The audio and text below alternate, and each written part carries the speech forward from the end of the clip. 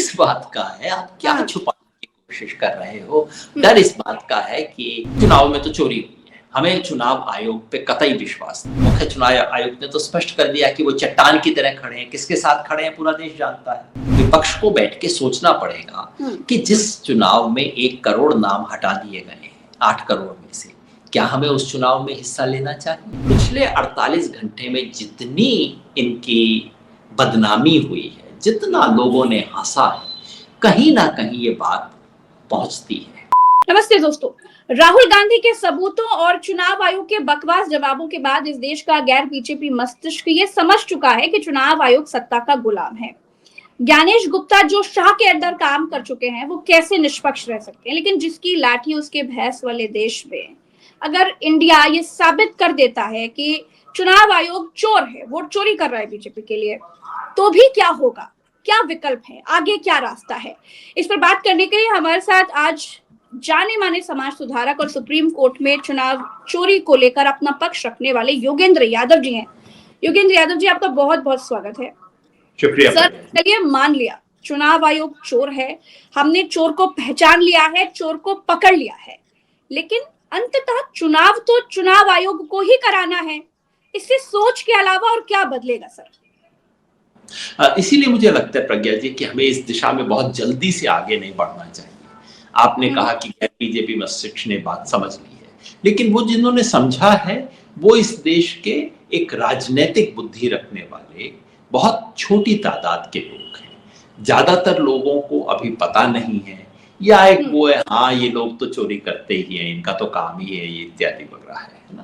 तो पहला हम याद रखें कि ये बात जो आप और मैं समझ रहे हैं, ये बात एक साधारण व्यक्ति अभी नहीं समझ रहा है। दूसरी बात, मान लीजिए ये ऐसा हो भी जाता है, मान लीजिए सड़क पे हर व्यक्ति इस बात को स्वीकार करने लग जाता है, और हमने पिछले दिनों देखा ये CSDS का एक सर्वेक्षण आया है, द हिंदू में छपा है, जो दिखा रहा है कि इस वक्त इलेक्शन कमीशन की साख जितनी कम है उतनी पिछले 30-40 साल में कभी भी नहीं हुई। तो मान लीजिए हो जाता है, तब भी अंततः लोकतंत्र तो किसी नियम से चलेगा ना। अगर लड़ाई कांग्रेस में और बीजेपी में हो, बीजेपी और सपा में हो, तब हम जानते हैं कि उस लड़ाई का एक अंततः चुनावी परिणाम होगा, चुनाव के आधार पर फैसला किया जाएगा। तो अगर मैच 2 टीमों के बीच में होता है तो उसका परिणाम पता होता है, लग सकता है, हम उसे एक गेम की तरह देख सकते हैं।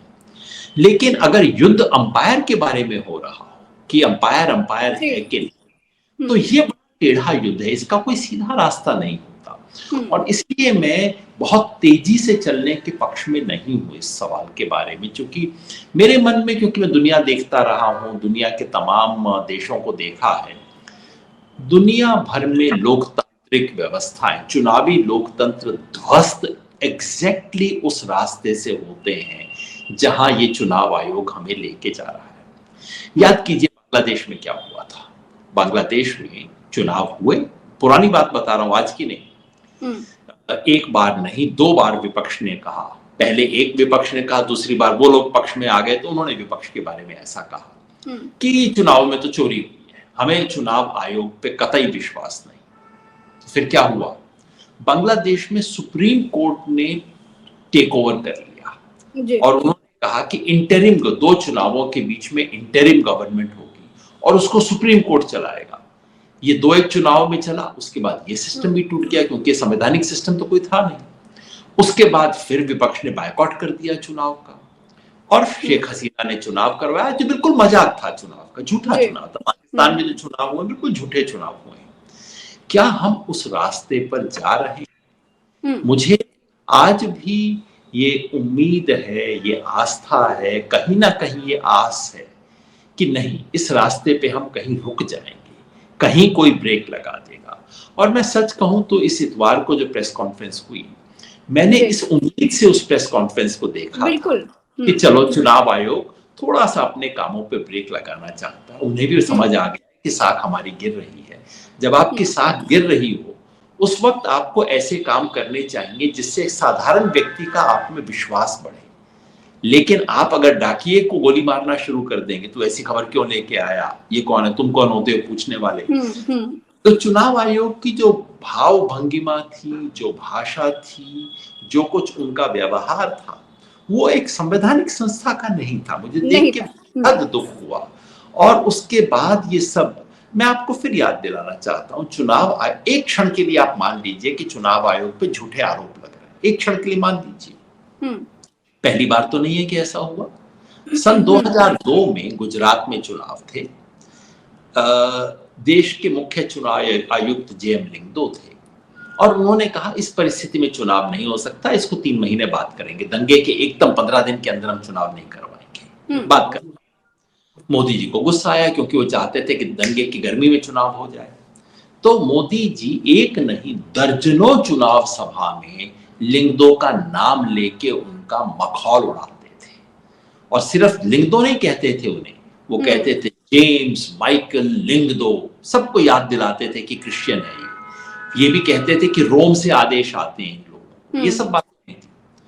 उस वक्त चुनाव आयोग ने क्या किया हम भूल जाते हैं।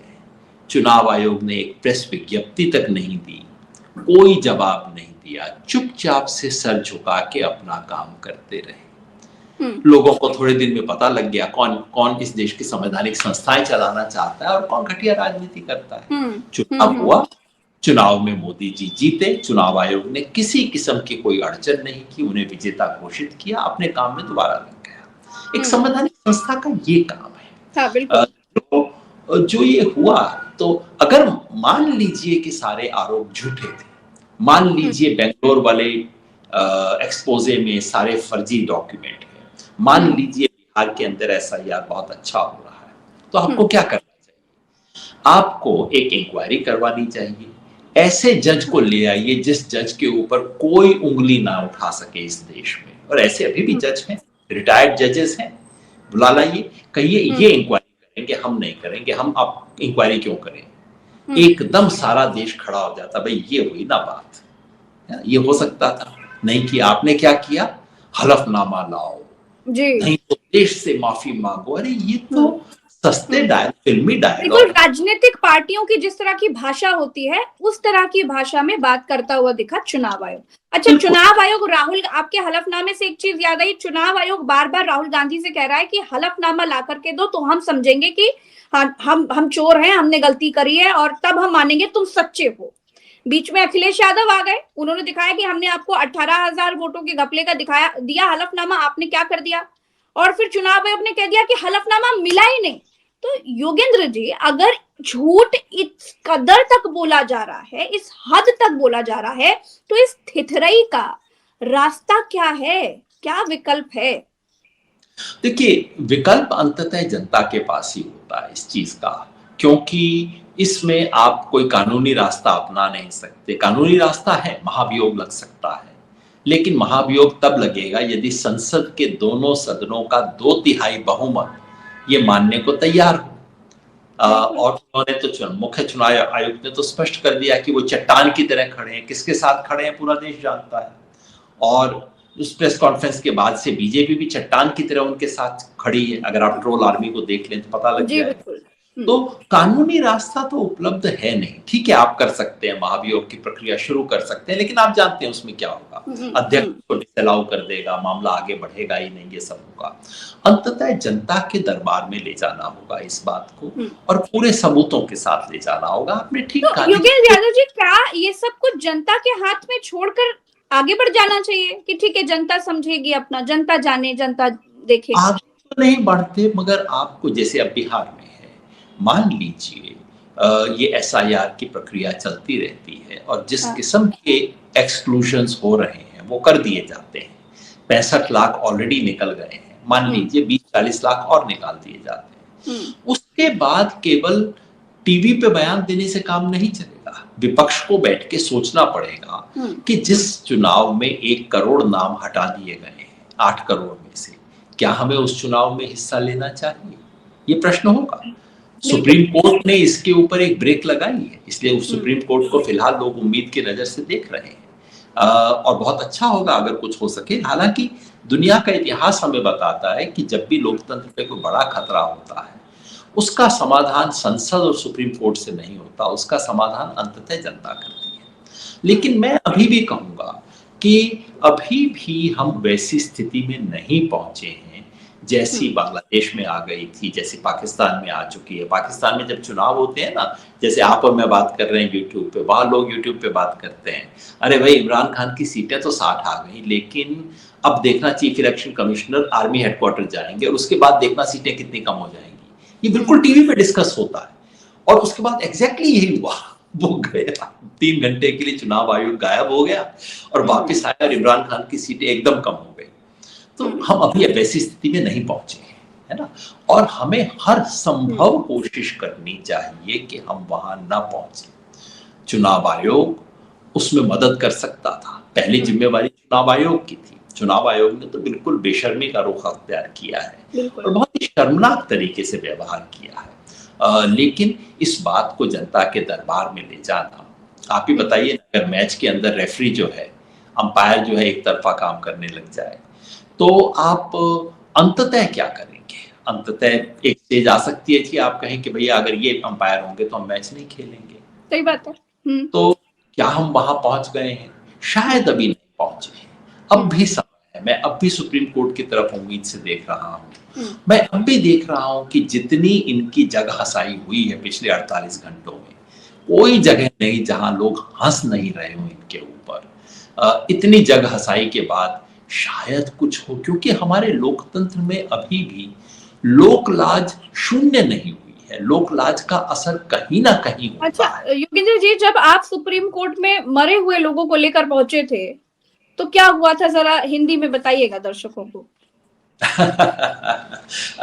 दरअसल पिछली हियरिंग में जो हमारे न्यायाधीश हैं, उन्होंने कहा था कि आप चिंता मत कीजिए, कोई भी गड़बड़ी होगी तो हम है ना, 15 लोग भी अगर ऐसे हो जो कि मृत ना हो और इन्हें मृत घोषित कर दिया जाए तो हमारे पास आ जाइए ना। तो उनके कहने से हमें थोड़ा सा संबल मिला। हमने कहा ठीक है, जज साहब ये कह रहे हैं, अब 15 कैसे ढूंढे? दिक्कत ये थी कि सरकार ने पूरा ढक्कन लगा रखा था, चुनाव आयोग कोई सूचना देने से इनकार कर रहा था। तो फिर हमने अपने मित्रों को सबको फोन किया बिहार में कि भैया कोई तो बीएलओ होगा जो कि आपको चुपचाप से लिस्ट पकड़ा देगा। फिर आरा जिले की एक लिस्ट अचानक कहीं और से, बीएलओ से नहीं कहीं और से आ गई। मतलब जो सूचना परसों सार्वजनिक हुई है, उस सूचना को हमें स्मगल कर करके लाना पड़ा। फिर कहा कि भैया आप 25 की लिस्ट मिल गई, आप जाओ इनको चेक करो वो है कि नहीं। तो अंततः उस दिन हमारे पास 22 लोगों की लिस्ट थी जो कि मृत घोषित हो चुके थे, जिनके हमारे पास लिखित प्रमाण थे कि उन्हें मृत घोषित किया गया है। नहीं तो चुनाव आयोग तो मुकर जाता अगर हम और किसी को लाते तो। तो 22 थे, फिर 22 के लिए हमने अनुरोध किया कि इनमें से कितने लोगों को अब दिल्ली लाया जा सकता है। तो अंततः 11 लोग दिल्ली पहुंचे। फिर उनको सुप्रीम कोर्ट के अंदर अलाउ ना किया जाए क्योंकि उसके लिए पास चाहिए, पास के लिए ये डॉक्यूमेंट चाहिए, वो डॉक्यूमेंट चाहिए। तो अंततः 3 लोगों को हम कोर्ट रूम में ला पाए और बाकी 8 लोग कोर्ट रूम के बाहर खड़े थे। और आइडिया क्या था? आइडिया सिंपली ये सिर्फ इतना ही दिखाना नहीं कि चुनाव आयोग से गलती हो सकती है, गलती किसी से भी इंसान से हो सकती है, मगर एक बहुत अद्भुत बात हुई थी। नंबर 1, चुनाव आयोग ये कह रहा था कि इन लोगों को अब किसी किस्म का अधिकार नहीं है, क्योंकि इन्होंने खुद ही अपना एन्यूमरेशन फॉर्म नहीं भरा है, और भरा इसलिए नहीं कि ये तो मृत है, इसलिए अगर अब इनका नाम नहीं है, याद रखिए उनका नाम ड्राफ्ट लिस्ट से काटा गया था, जिसका मतलब है कि उन्हें आगे ये भी अधिकार नहीं है पूछने का कि भाई मैं मरा नहीं हूं, मेरा नाम क्यों काटा। कोई तरीका नहीं। चुनाव आयोग उनको कहता था कि 18 साल का बच्चा जैसे नया वोट अपना बनवाता है, तुम जाके अपना नया वोट बनवा लो, हमें नहीं पता। तो मैं कोर्ट में ये सवाल पूछना चाहता था, और वो पूछने के लिए कोई व्यक्ति चाहिए था ना, कि देखिए ये महिला खड़ी है, ये क्या करे? ये किससे पूछे कि मैं मरी हुई नहीं हूं, मैं जीवित हूं, मेरा नाम वोटर लिस्ट में से क्यों कटा? और तो इसलिए जाहिर है चुनाव आयोग बेहद परेशान था। चुनाव आयोग के वकील ने तुरंत मुझे, मतलब ये ड्रामा करते हैं, टीवी शो नहीं है, ये सुप्रीम कोर्ट है। उस वक्त जज साहब ने कहा कि नहीं, साधारण लोग कोर्ट में आए, ये तो गौरव का विषय होना चाहिए, इसमें क्या परेशानी है। योगेंद्र जी, एक बात आप बताइएगा कि जो प्रेस कॉन्फ्रेंस इन्होंने 65 लाख लोगों के नाम काट दिए, वो नाम नहीं सामने रख रहे थे, इनको डर किस बात का है? वही बार बार हम पूछ रहे थे कि भाई डर किस बात का है, आप क्या छुपाने की कोशिश कर रहे हो। डर इस बात का है कि बिहार में अजीत अंजुम जैसा पत्रकार, यहाँ लखनऊ में प्रज्ञा मिश्रा जैसे पत्रकार, ये सब जैसे ही नाम हम सार्वजनिक करेंगे, जमीन पे पहुंचेंगे और दिखाएंगे कि मैं मरे हुए व्यक्ति के साथ इस वक्त लिट्टी खा रहा हूँ, मरे हुए व्यक्ति के साथ राहुल गांधी ने चाय पी, तो ये सब लोग भी चाय पियेंगे और चुनाव आयोग के किए कराए का पर्दाफाश हो जाएगा। अगर कोई छुपाने की नीयत नहीं थी तो क्यों 17 दिन तक आपने इस बात को दबा के रखा? क्या बात थी? इस देश में हमेशा चुनावी सूची से नाम कटते हैं, कटने वालों के नाम पे विशेष रूप से डिलीटेड की ठप्पा लगा के सार्वजनिक किया जाता है, कारण बताया जाता है, डिलीटेड नाम की लिस्ट अलग से हर बार जारी की जाती है हर वोटर लिस्ट के नीचे से। तो ये क्यों? हम तो यही पूछ रहे थे कि भाई इस देश की बनी बनाई परिपाटी है, परंपरा है, कानून है, नियम है, उन सबको ताक पे रखते हुए आप ये कैसे कर सकते हैं? और यही चुनाव आयोग की शैली पे सवाल था। और भी कितने सारी चीजें हैं जिनका वो आज तक जवाब नहीं दे रहे। मैंने उनसे पूछा कि आप बताइए 25 जून और 25 जुलाई के बीच में आपको 65 लाख लोग ऐसे मिल गए जिनका नाम कटना चाहिए था, ठीक है, आपको ऐसे कितने लोग मिले जिनका नाम जुड़ना चाहिए था? बिल्कुल एक भी नहीं मिला इनको। मैंने पूछा आप आंकड़े दे दीजिए, जवाब नहीं। पत्रकारों ने पूछा चीफ इलेक्शन कमिश्नर से, कोई जवाब नहीं मिला। ये जो 7,27,24,00,000 जिनका नाम आ गया है, उनमें से कईयों के नाम के आगे नॉट रिकमेंडेड लिख दिया गया है, यानी कि उनके सर पे अभी तलवार लटक रही है। हम ये सवाल अब सुप्रीम कोर्ट में फिर पूछ रहे हैं कि भाई इनका नाम भी तो बताइए ना, मुझे तो पता हो कि मेरा नाम नॉट रिकमेंडेड की श्रेणी में है, क्यों है मुझे पता होना चाहिए। ये चुनाव आयोग नहीं बता रहा है। चुनाव आयोग ये नहीं बता रहा है कि ज्यादा महिलाओं के नाम क्यों कटे हैं। भाई अगर माइग्रेशन के आधार पे नाम कटते हैं तो माइग्रेट कौन ज्यादा करता है, महिला करती है कि पुरुष? पुरुषों का नाम कटना चाहिए, महिलाओं का ज्यादा क्यों कटा है? इसका जवाब नहीं है कोई। तो ये बार बार ऐसा हो रहा है कि चुनाव आयोग या तो सवालों का जवाब देने से साफ इनकार करता है या झूठ जवाब देता है या ऐसे सस्ते और लफाजी वाले जवाब देता है। देखिए पूछा गया था कि सीसीटीवी कैमरा दिखाइए, क्यों पूछा गया था? इसलिए बहु बेटियों की इज्जत का सवाल है, ससुर जी भी बन गए। पूछा इसलिए था कि शाम 6 बजे के बाद चुनाव आयोग ने कहा था कि शाम 6 बजे के बाद बहुत मतदान हुआ, तो ये आपको कैसे पता लगेगा? इसलिए कि आपको दिखाई देगी कि बहुत लंबी लाइन, उस लाइन के पीछे उन्होंने कॉर्डन लगा दिया होगा। आप ये चेक करना चाहते हैं कि 6 बजे के बाद लाइन थी कि नहीं। तो बहु बेटियों का सवाल, इतने अतार्किक किस्म के बातें कही उन्होंने, तो जिससे एक नियत पे शक होता है। मुझे अभी भी प्रज्ञा जी सारी बात करके बावजूद अभी भी मैं कहता हूं हम इस लड़ाई में दनादन आगे न बढ़े, क्योंकि इस लड़ाई का कोई अंत नहीं। बीजेपी कांग्रेस की लड़ाई, आरएसएस की विचारधारा से लड़ाई। अच्छा, आपको लगता है कि राहुल गांधी ने इतने खुलासे कर दिए योगेंद्र यादव जी? आप लोग सब एक संवैधानिक लड़ाई लड़ रहे हैं, आप तो सुप्रीम कोर्ट में पक्ष भी रख रहे हैं कि किस तरीके से वोट चोरी हो रही है, तो क्या चुनाव आयोग डर जाएगा या फिर उसके अंदर इतनी मानवीयता है, उसको संवैधानिक संस्थाओं का इज्जत याद आ जाएगी, अब चुनाव आयोग का लगेगा कि नहीं जी नहीं ये नहीं करना चाहिए, अब ये सब गलत हो रहा है? आपको लगता है कि जग जाएगा चुनाव आयोग? की मानवीयता और ईमानदारी पे हमें निर्भर नहीं करना चाहिए। वैसे लोकतंत्र और संस्थाएं किसी व्यक्ति के व्यक्तिगत गुणों से नहीं चलती है, वो लोकराज और नियमों से चलती है। नियम कानून है, सुप्रीम कोर्ट ने कम से कम कुछ तो याद दिलाया है कि भैया कुछ नियम कानून है, करना पड़ेगा। इसी सप्ताह शुक्रवार को दोबारा सुप्रीम कोर्ट में मामला आ रहा है, दोबारा कुछ कानून की बात उठेगी। लेकिन नियम कानून से बड़ी चीज होती है लोकलाज। पिछले 48 घंटे में जितनी इनकी बदनामी हुई है, जितना लोगों ने हंसा है, कहीं ना कहीं ये बात पहुंचती है।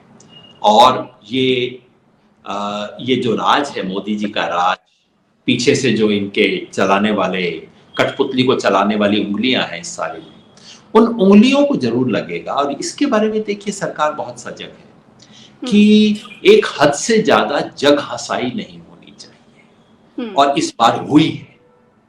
तो कुछ ना कुछ ब्रेक लगेगा, कहां से लगेगा, किस तरह से लगेगा मैं नहीं जानता। आप ये भी कह सकती हैं कि मैं आशावादी हूं, मैं सोचता हूँ।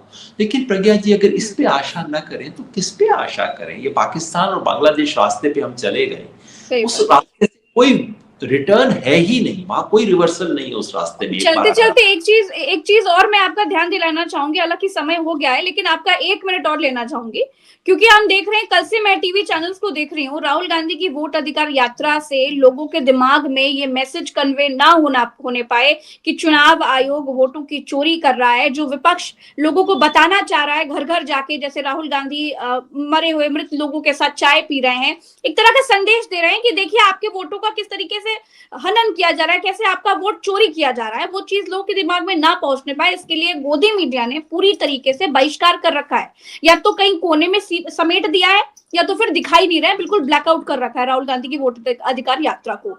इसको क्या राजा का डर कहा जाएगा? क्या वाकई राजा की जो जान है वो चुनाव आयोग नाम के तोते में ही अटकी हुई है?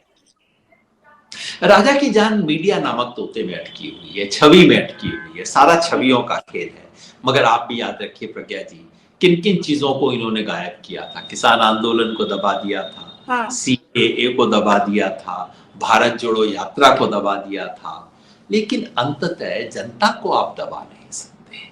मैंने पड़ोसियों का नाम लिया कई नेगेटिव संदर्भ में भी, और मुझे अकबकाहट भी होती है अपने पड़ोसी बांग्लादेश पाकिस्तान का हर बार केवल नेगेटिव संदर्भ में नाम लेते हुए, इसलिए एक पॉजिटिव संदर्भ में भी ले लूं। जी। अंततः आप देखिए श्रीलंका में क्या हुआ, अच्छा, ये बांग्लादेश आंदोलनों से बहुत डरते हैं, इसीलिए कोई आंदोलन तो छोड़ो, एक प्रदर्शन नहीं होने देना चाहते, क्योंकि इन्होंने देखा है कि किस तरीके से आंदोलनों से सरकारें गई। आपको लगता है कि अब एक बड़ा आंदोलन होगा, जनता सड़क पर आएगी और इसका जवाब मांगेगी कि हमारे वोट चोरी क्यों किए जा रहे हैं? धीरे धीरे हम उस दिशा में बढ़ रहे हैं, अभी हम वहां पहुंचे नहीं हैं। उसके लिए विपक्षी नेताओं को और काम करना होगा। राहुल गांधी ने कर्नाटका के बारे में तो कहा, मैं समझता हूं देश के दूसरे इलाकों के बारे में भी उनको इसी तरह के प्रूफ रखने चाहिए, और ये भी दिखाना चाहिए कि इससे बीजेपी को लाभ हुआ है।